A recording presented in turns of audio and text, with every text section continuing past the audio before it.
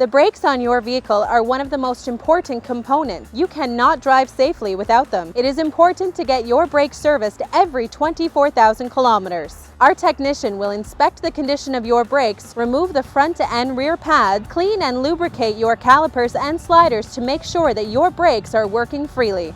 Doing this every 24,000 kilometers will make sure that your brakes are working to their optimal level. It will also help with your fuel economy.